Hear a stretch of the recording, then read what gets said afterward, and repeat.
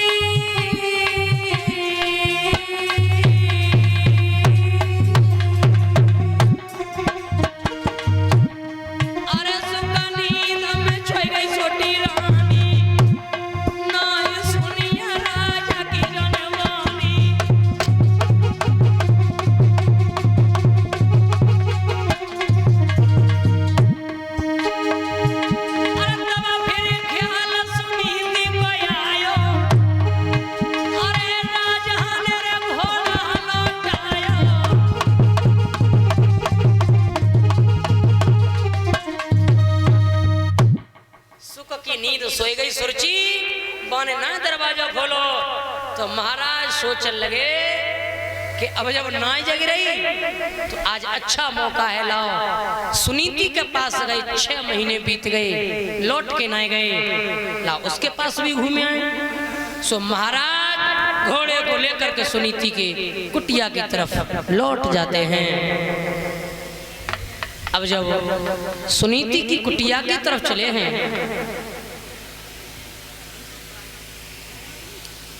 तो महाराज के घोड़ा की पदचाप जैसे ही सुनी है, जैसे ही पदचाप सुनी है, सोई रानी सुनीति भड़बड़ाए के उठ बैठी कि मुझे लगता है मेरी सौत ने मेरे पिया को मुझे मरवाने के लिए भेजा है।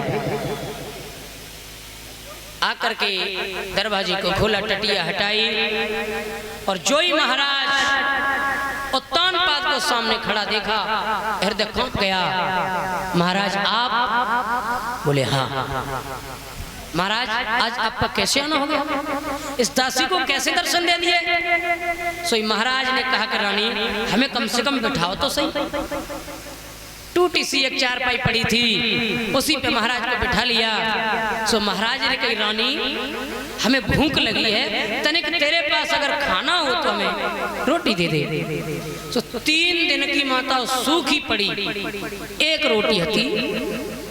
सो फटी सी झोली में मैया रख के लाई और जोई महाराज के सामने परोसी। सो महाराज की आंखों से आंसू छलक के आई, रानी क्या तू ऐसा भोजन करती है? क्या तू ऐसा खाना खाती है? क्या तेरे लिए भोजन भी नसीब नहीं है? सो महाराज के चरणों में गिर करके रानी फपक करके रोई। महाराज जो विधाता ने किस्मत में लिख दिया उसे कोई नहीं मिट पाए। उत्तान पाद कहने लगे रानी मैंने तुझे पहले ही समझाया था कि दूसरी शादी मत करवा, देख ले तेरी कैसी कुवत हो रही है। बोले प्रभु मैं सब कुवत सहने को तैयार हूँ, लेकिन मेरी छोटी रानी के छोटी बहन के एक पुत्र पैदा हो जाए। उस रात महाराज ने उस सूखी रोटी को खाया, कहा नींद को बिस्तर और कहा भूख को टिक्कर। माता जब भूख लगी हो तो फिर भोजन में सूखी रोटी में भी स्वाद आता है। सो महाराज ने खा करके पानी पिया और उस रात्रि महाराज उत्तान पाद ने उसी झोंपड़ी में विश्राम किया। 1 बज के 2 बजो 3 जब बजन लागे तो 4 बजे नारी घड़ियाले पे झुझलाते और बज मारे और घर आले ने कमो न धारे और मोगरी न मारे मोगरी बिनी की रात है। महाराज ने उस रात बड़ी रानी की झोंपड़ी में विश्राम किया। तो विद्वानों का मानना है, संतों का मानना है कि उसी रात बड़ी रानी ने गर्भ धारण कर लिया। सुबह के 4 बजे महाराज ने घोड़ा लेकर के रानी सुरची के आंगन की तरफ मोड़ा और घोड़ा लेकर के चले और रानी से जाते जाते कह गए कि सुनीति कभी फिर दर्शन होंगे तेरे। अगर रानी सुरची ने देख लिया तो बहुत बहुत उद्यम करेगी, बहुत शोर करेगी। चल दिए महाराज और महल के नजदीक जाकर के और जैसे ही घोड़ा रोका तो वो तो पहले तो भगभगा देवी तैयार, पहले तो तैयार ठाड़ी आई जान दो, आज आई जान दो। देख गए तो गए कहाँ, सारी रात रहे तो रहे, बिल्कुल तैयार। अब महाराज ने जाकर के घोड़ा रोका तो रानी सुरची ने चिल्ला के कहा महाराज घोड़ा को वहीं रोका, घोड़ा की टांगे तोड़ दोगी और तुम्हारी संग। घोड़ा अगर आगे बढ़ गया खबरदार वहीं रुक जाओ। कहाँ रहे सारी रात, कहाँ रहे सारी रात इंतजार किया मैंने, भोजन लिए बैठी रही और तुम्हारा आता पता नहीं। मुझे पता है तुम सब कहीं गए होगे, तुम्हारी आंखें बता रही हैं, आंखें बता रही है तुम्हारी, चेहरा उतर रहा तुम्हारा। अब महाराज सोचने लगे कि औरत वाली बात है, नेक दबे गए तो चांद पे चढ़ जाएगी। देखते हैं लाओ बंदर घोड़ा की कौम कट जाए, लगा था बंदर घोड़ा की शायद कौम कट जाए।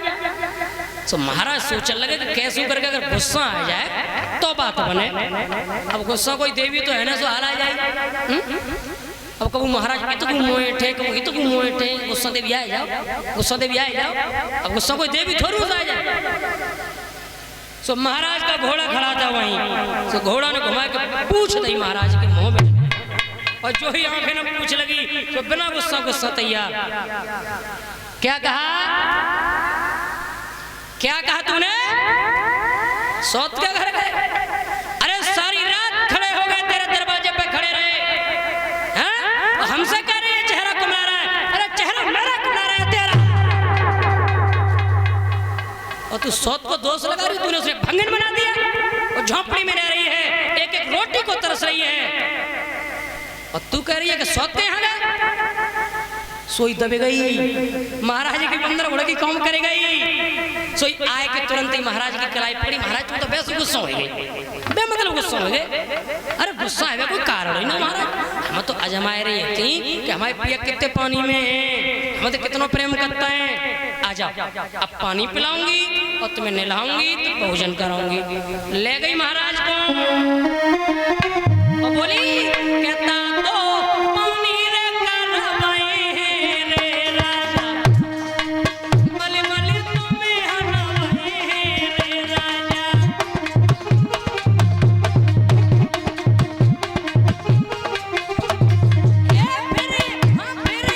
फिरे खटिया तुम्हें बिछाए हैं रे राजा और बाप तुम्हें बोले हैं रे।